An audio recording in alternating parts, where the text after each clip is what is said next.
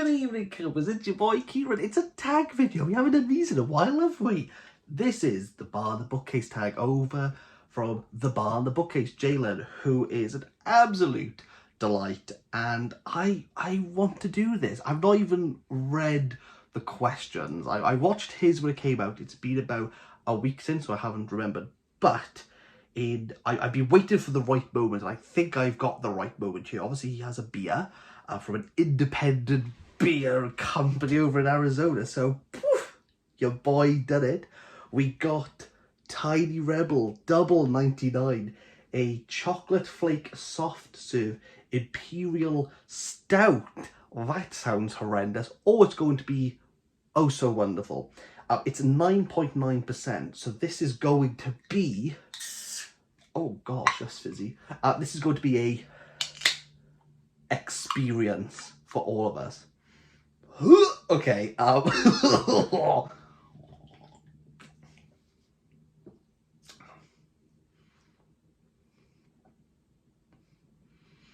we're on to a winner! That was ooh. Yeah, it tastes like a 99. Ooh, we got that chocolate right in the back. That was great. Do people outside Britain know we're a 99? This is a 99. There used to be 99 in pence, but like my local ice cream van guy, he charges like £1.50. Oh god, this is going my head, mate. What you might see is that the Welsh Valley accent might start spooling out. So what have we got? An old-fashioned, now this is the in my hands, I'm moving it. It's old-fashioned historical fiction recommendation. Everyone thinks I'm going to go for Hilary Mantel, because I love me my Hilary Mantel. The Mirror and Light was incredible. It was the reason why I started this channel in the first place. But anything can be historical if you think about it, as long as it's like in the past. I'm going to go with George Saunders' Lincoln in the Bardo, that I suppose is a historical fiction. People say it is because it's about Abraham Lincoln and the grief of his son. And he goes to the tomb to cradle his dead child. That's based on truth. But this is like a Monty Python sketch scene that's going on, as you have these ghosts who don't believe that they're dead, who are in the Bardo waiting to go to the other side. It's weird, it's slapstick. You're either going to love it or hate it. Monty Python is like the best way I can describe it. It's just silly, and it's a ghost with a really enlarged penis.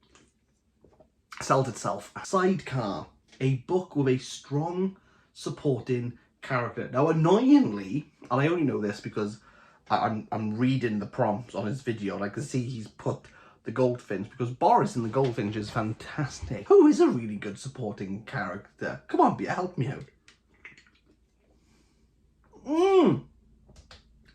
Umberto Eco, The Name of the Rose. William Baskerville, his sidekick Abso. Abso's great. He's so funny. It's kind of because Umberto Eco, he's talking about books all the way through this, and semantics. He was a semiotician. It's all about books and understanding and interpretation of meanings of words and structures and languages. So it's quite a dense book, but Abso is so clueless and has like no understanding of what's going on. And William Baskerville is this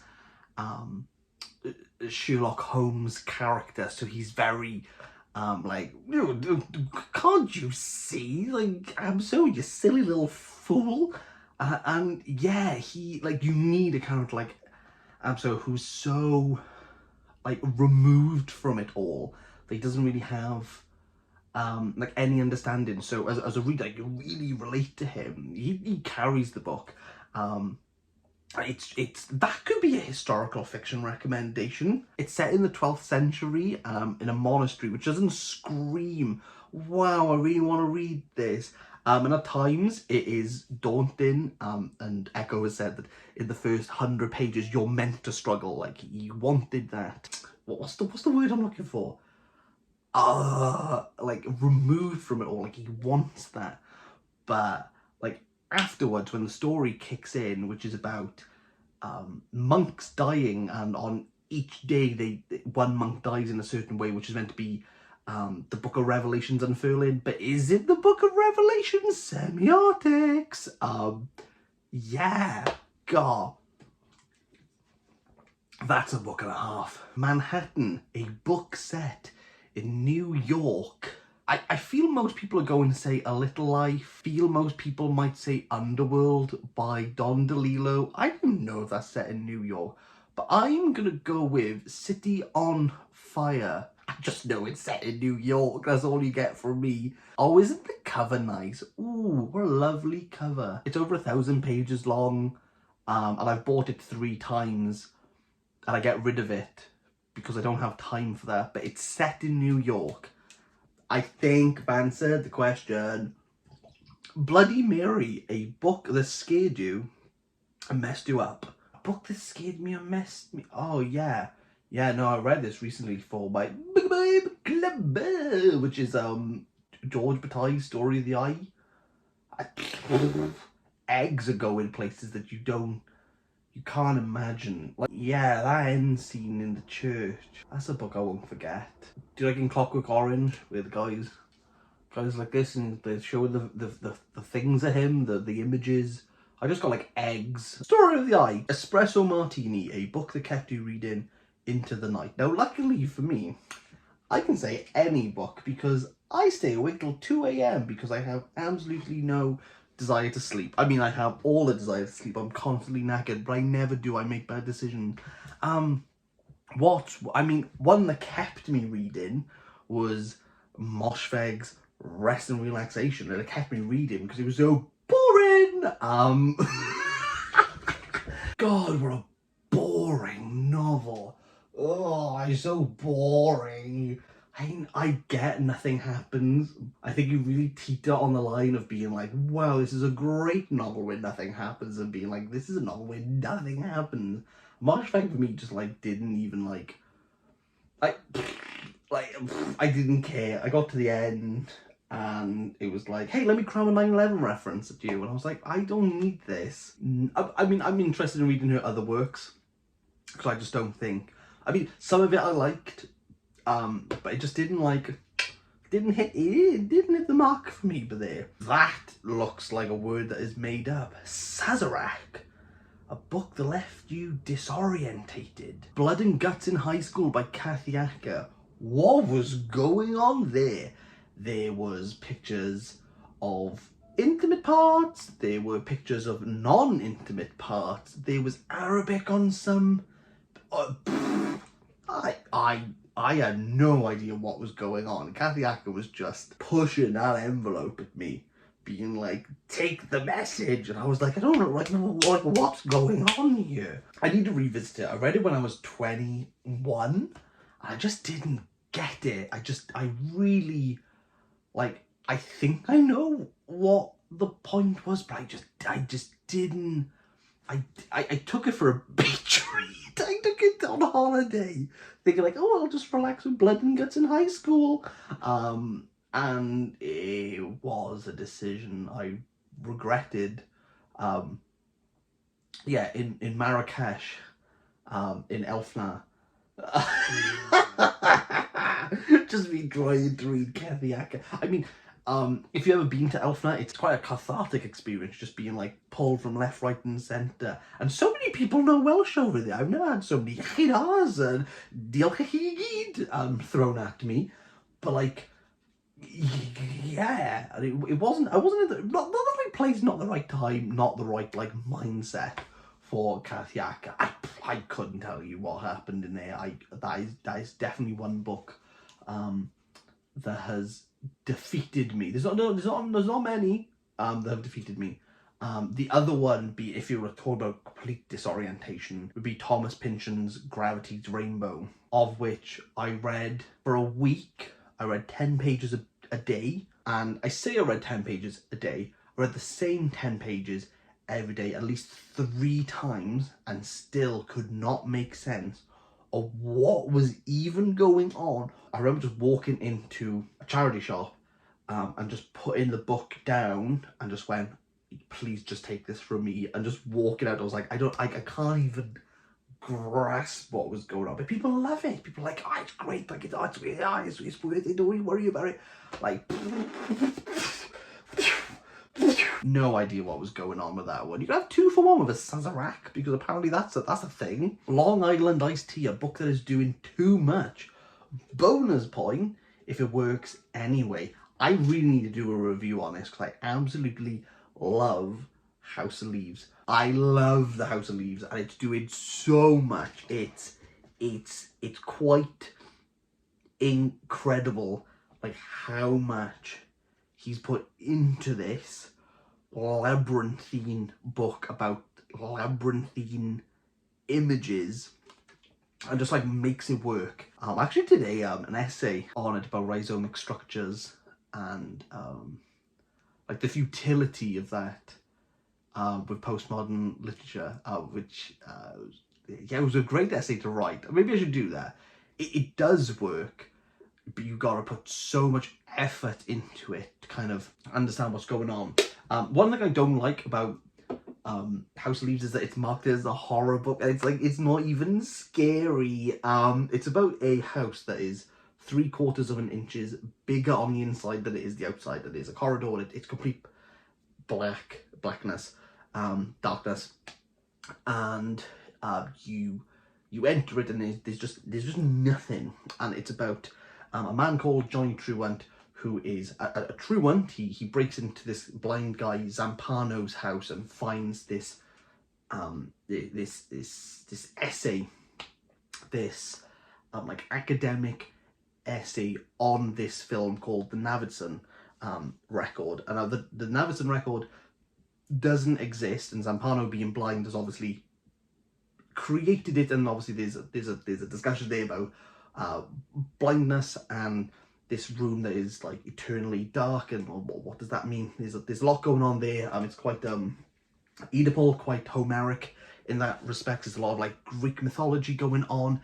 So you have the Navidson record, you have Zampano critiquing it, and his critiques are academic, but some of them exist, some of them don't. Then you have Truant writing on top of that with how he's reading it, and then you have an editor on top of that as well. So you just have like these sprawling footnotes. So you'll end up like reading 5 pages of Johnny Truant, and then you'll go back to the Navidson record, so you have to flick back and then start again, and the editor will pick up and be like, oh, remember what Johnny said in this scene over here. And then you have this huge index, and what the best thing about the index is that there are things that do not exist but do exist in the book, and things that the index says exists but doesn't exist in the... It's wild. And then you have these letters from Johnny Truant's mother in the Whalestone letters, who the book tells you, like, you don't have to read any of this. Like, you don't want to bother with it, don't bother with it.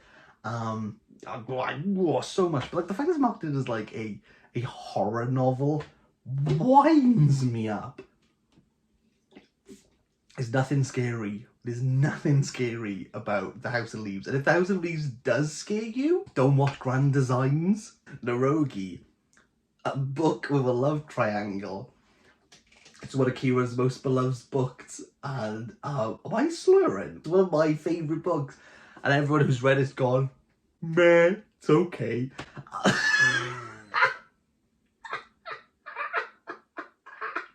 It's Shani Mutu, Polar Vortex, which is just like one of the, like, oh, it's so good. I don't know what to say. It's about some really old people who are in a triangle that's kind of like been going on since they were 20.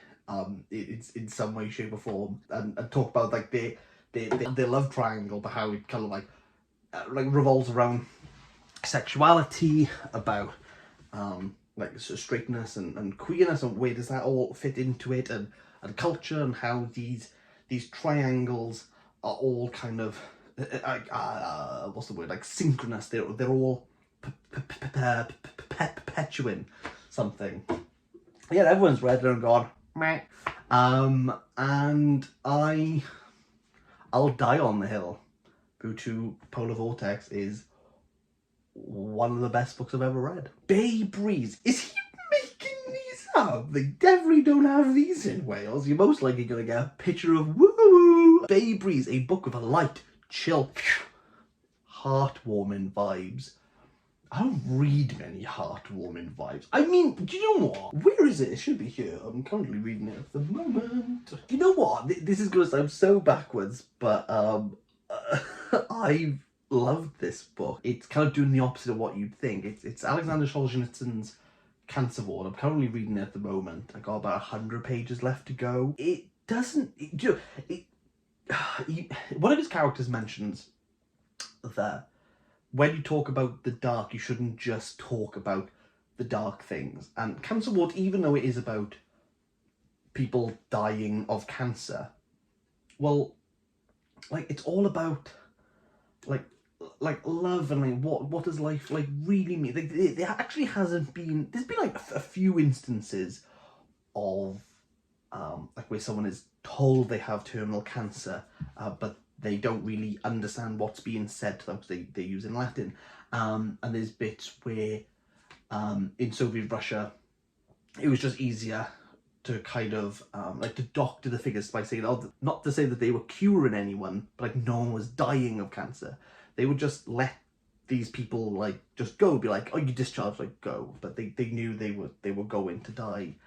But there's just like such like sweet tender moments in there about love and relationships. And there's this sweet old couple in it who are just really nice. They live in a forest and I want to be them. Oh, he spends so long making a table. It's really heartwarming. Like, it's one of those books that's clearly, it's setting you up for something. And Solzhenitsyn, being like an absolute master of language and writing and craft, it's just telling you like what is life about. Like, don't dwell on like the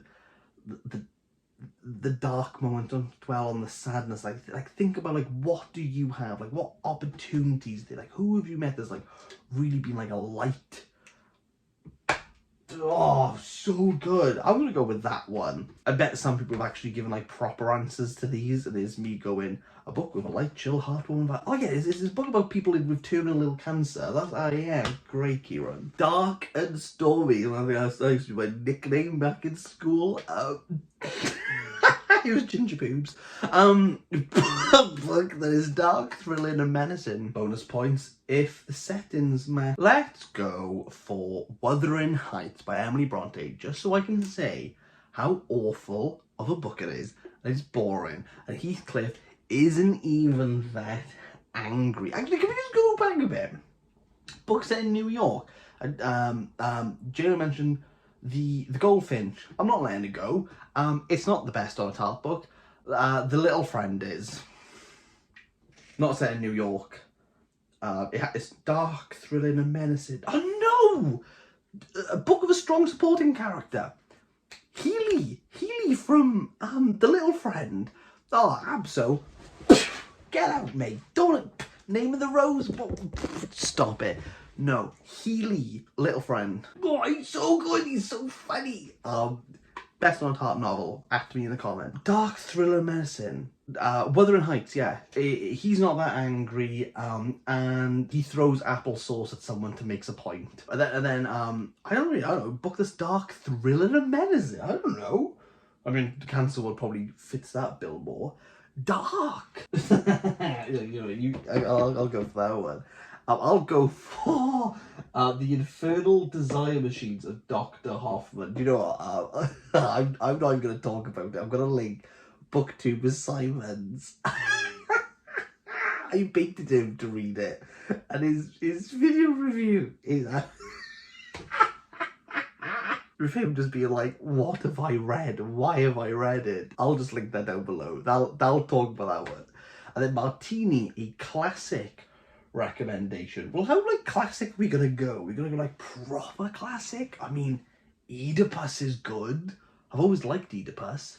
I'm gonna go for, I've recently read Chekhov's plays, and Three Sisters. Damn, that's good. That's so good.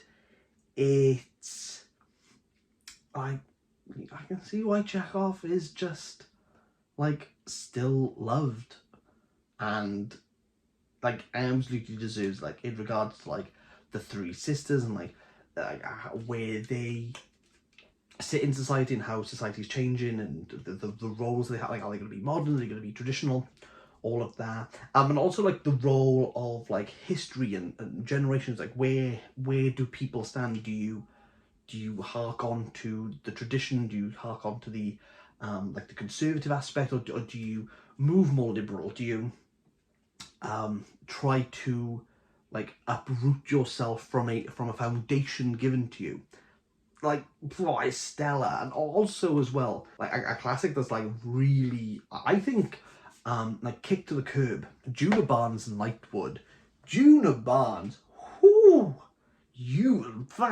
that book is great about like the nightlife of like the real nightlife between like England and Paris, and how these people like change when it comes to like how they bloom when the sun goes down. They become like their true selves, that they're not these professionals, they're not these figures that we want them to be. People like liberating, they'll do what they want and they'll say what they want. Wow, Nightwood's brilliant. Like, if you like Virginia Woolf, Juna Barnes would be like the most logical step. This has been the Bar and the Bookcase Tag. This was fantastic. I'm a little bit fogged, I'm not gonna lie, guys. This has really hit my head. So in regards to tagging people, I'll put some links down below, because who knows when I'm gonna what's it called? Upload. I don't know when I'm gonna yeah, okay.